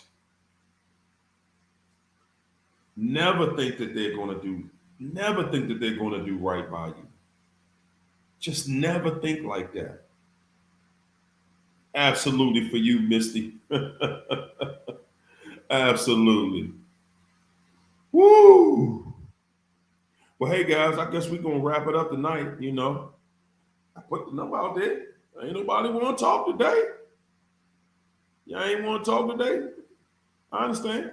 Look here. What we're gonna do right about now is we're gonna change the bat station. Everybody put some peace and love in the chat. Let's put some peace and love in there. No push and shove. Let's put peace and love. First of all, guys, I want to say thank you again. I appreciate you all, mostly for sharing your stories, for helping people. Absolutely. I thank all of you for the generous cash apps and super chats. Guys, I appreciate you all. I thank you. All right, I'll take one more before we go. Hello. There you go. Hey, am I too late to get on the chat with Harry on? No, you ain't too late. We was just about to hang it up. How are you? I'm doing wonderful. Who is this?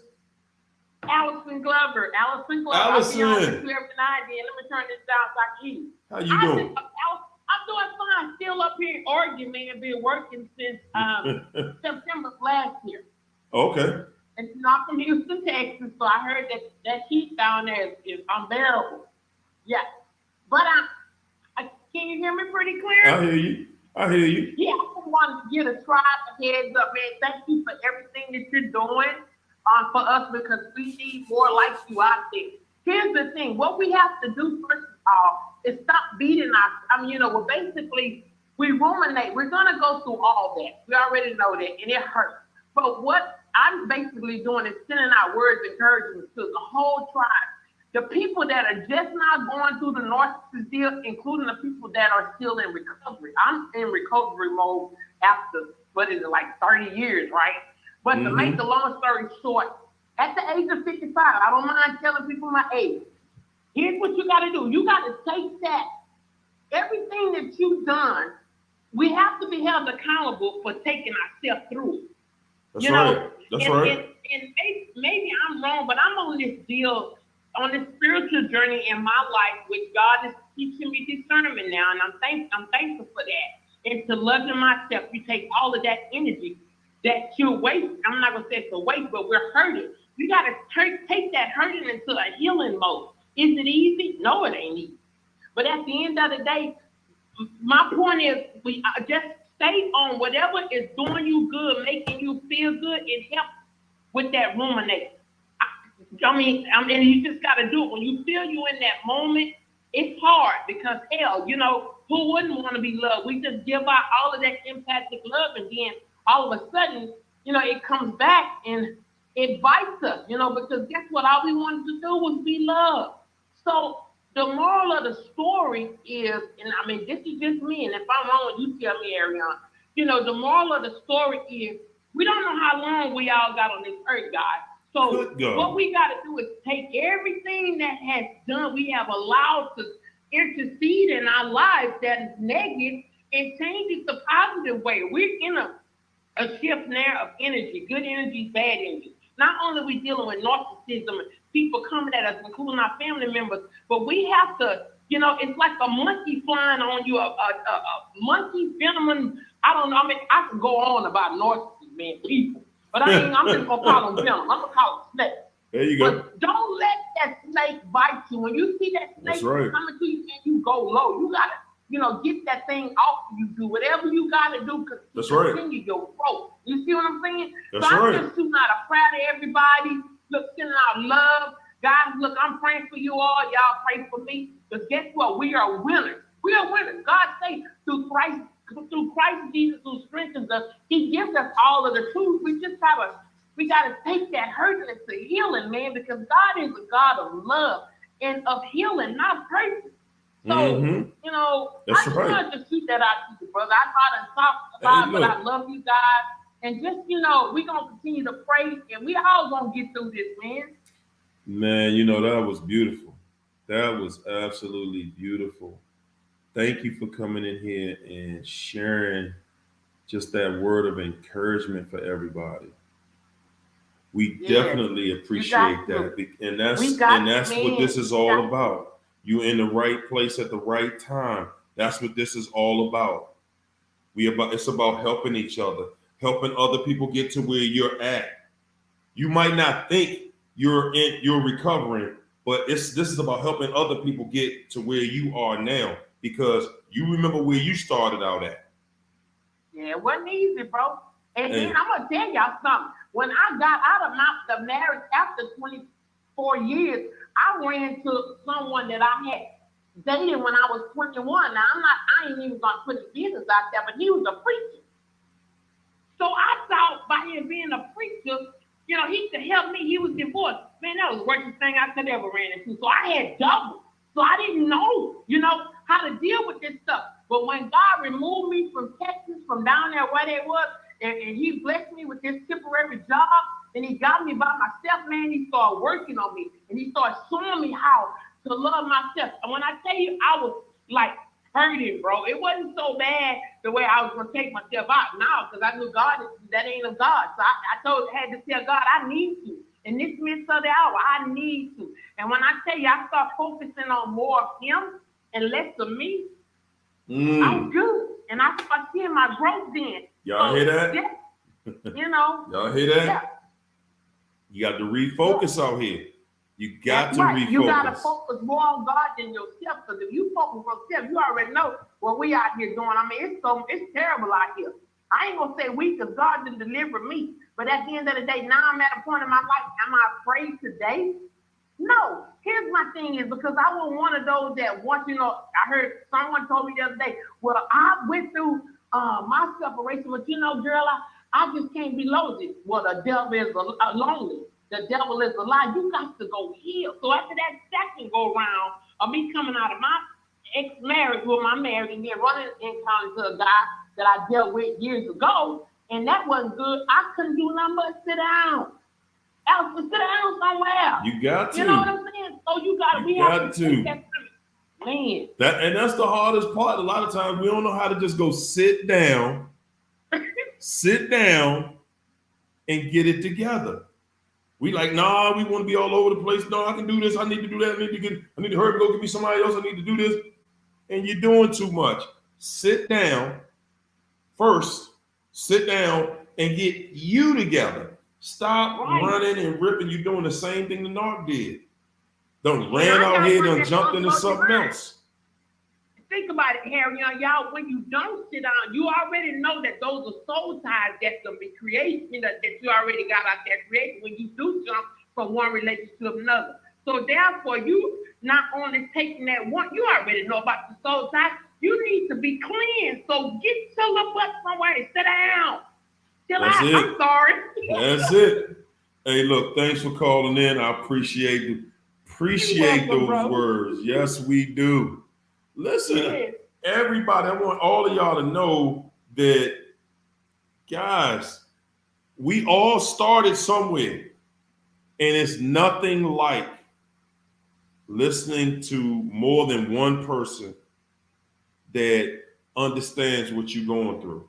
It's nothing more reassuring than when you sit and you're amongst people And you can see, wow, I went through that.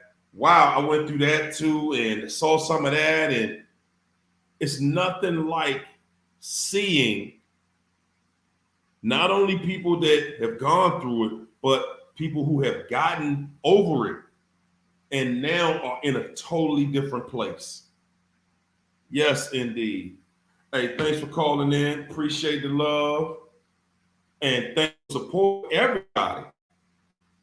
I appreciate y'all, man. Listen, I want to say, Haka, thanks for that super chat. Haka said, I'm treating any man that comes to me like a job applicant. You better. I'm telling you, you better. You better. Man, y'all need, listen. Men and women, you need to treat people that you are going to date like a loan application. I'm telling you, you better treat them like a loan application. Because, see, on a loan application, you can look good in certain areas, but then it comes down to some other things too. And on a loan application, they're looking for the reason to cut you out. What's a good reason to cut this person? They have a good reason for me not to deal with them. See, a loan application ain't going through no processor and it got red flags all over it. No, it's not going to happen. It's not going to happen. And they take you through that process. Okay, when you trying to get that loan, y'all need to treat these relationships like a mortgage loan. You want to know everything about this person. Because guys, inevitably you're going to give this person your time. That is your most valuable asset. Guys, listen, I know some of us think, and ladies, especially ladies, you think that your body is your most valuable asset. It is not. Fellas, your money is not your most valuable asset. Your most valuable asset is your time. That is the one thing that you have with the most value, your time. Luis said, when you realize you're starting to ruminate, find a distraction. Can break your thought cycle. Plan to take action. Take action. Question your thoughts. Readjust your life's goals. Good, great. Hey, Luis, I love that right there. You look like you thought it through. Guys, there's people out here that's thinking about this stuff. Okay? You are not the only one that has gone through this. You're definitely not. Definitely not. Allison, thanks for that cash app. I'm sorry. Thanks for that super chat. Guys, listen, we jumping out. We coming back in here Friday night. Y'all already know how we do it on Friday night. Okay? Y'all already know. We coming with it. We coming strong as we can come with it. All right? Listen again. Thank you for sharing your stories. Thanks for the cash app. Thank you for the super chats. I'm trying to let it go, and they're going to keep it going. We're going to keep it going, man. I'm not going to hate on nobody because that's what we're here to do. Who we talking to? Who we got? God bless. God bless you, too. Who is this? This is Miss Margaret. How are you? How you doing, Miss Margaret? I'm doing well, and may I say God bless everyone that's on the chat tonight. Yes, indeed, we are. Tell us about it. You know, one thing I'm gonna say, I gotta give all glory and honor to God, and also just thank Him for you because I ran across your video, might have been a couple weeks ago, because you know, I was thinking to myself, I'm like, Lord, hold up, narcissist. And you know, and I thought to myself, like, because you know, I learned that God will put things in your path for you to see. If you couldn't get the message so many years ago, He will show you a different way. And you know, and then out of all these years, I've been there with my narc for 9 years. And it took for me to really have my daughter, which is my first child, for me to see the actual real truth. And then, like over the course of all of 2022, I've been running across, coming in contact with people that's been dealing with narcs. And I'm like, what? Because it's like when I start telling them my situation, they be like, oh, well, I deal with a narc. Oh, baby, you don't want to deal with a narc. And all like that. And I'm like, what? Are you serious? And you know, and I thought to myself, like, Lord, I thank you for the people that I've been coming in contact with. And then not only that, it took for my baby sister to actually tell me that he was a whole narcissist because she was dealing, her son's father was a narcissist too. And she cut him off. So, you know, and that's when, you know, when I heard you was saying that one thing the narc does is try to cut you from your family. And I was like, you know what?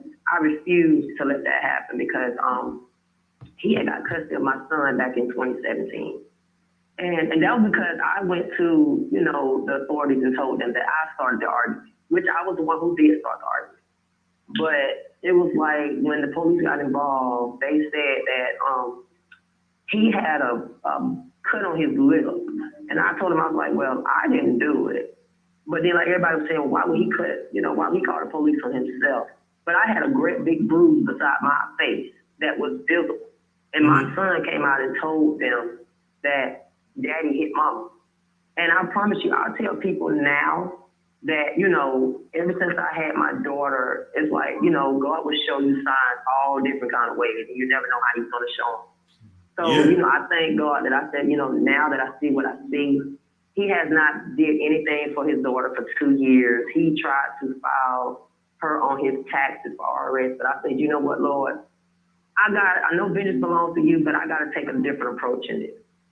So what I did, you know, I contacted the people and told them what's what, and I was like, look, she does not live with him. She's been staying with me for the last 2 years. He has no rights. He has no authority. His name ain't even on the birth certificate. So when the situation happened, because, you know, I learned, like, you know what, no, you're not going to take my child's money and spend it on all these women. You're not going to do that. So, you know, I thought to myself, like, okay, Lord, vengeance belongs to you. But I trust you, and I also trust you that it would get in the right hands of the right person. And whatever the ordeal was, like sometime around about February, he contacted me out of the blue, and he was like, oh, just wanted to let you know, oh, I got audited for RS. I'm like, what are you telling me for? He's like, oh, you don't know what I'm talking about? I played stupid like I didn't know what he was talking about, but I knew what was going on. So then he said, oh, I knew you had something to do with it. And I said to myself, Lord, I sure did. And the only thing I said, Lord, I thank you for putting that blockage in the way. So it's like, you know, now he's been having a lot of issues. He just had a whole car accident June the 1st. And, you know, and I thought to myself, why would you have to pay a ticket for court in August if you didn't have nothing to do with it? And, you know, I got to the point, I'm like, you know what, Lord, I can't keep sitting here trying to minister to him, trying to talk to him, trying to tell him this and that. I can't keep doing that. So I said, you know what, he's just going to have to figure it out on his own. But like I was saying in the chat, he sent me a message last night saying, hey, you have anything I can borrow till I get paid? I promise to give you 100 when I get paid.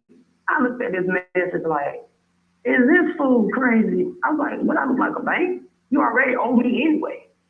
And, you know, and I thought to myself, I just seen him send $15 to a whole nother female and telling the female in the cash it out, oh, this is $15 for my baby. But you got a whole female that you was trying to marry. You know, like I tell a lot of people, God got ways of revealing the truth to you. And he got ways of showing you other things. But like one person told me, why would the devil want to reveal to you what the plan? It don't even matter anymore because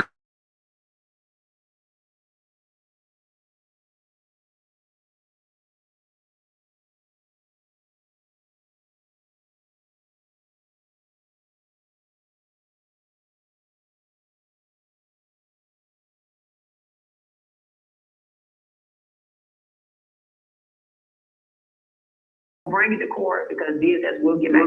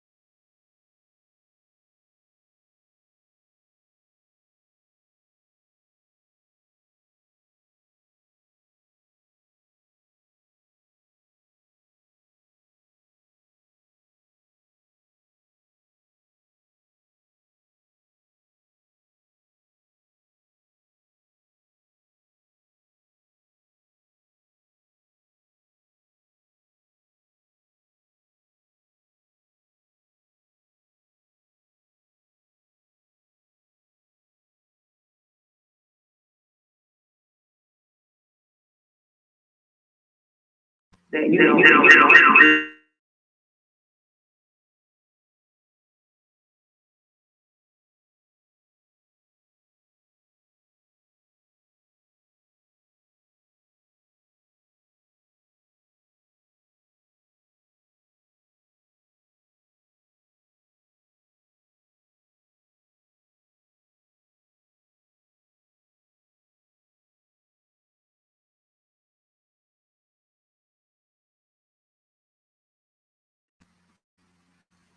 What's up? What's Cal? up? What's up? What's up? What's up? What's up?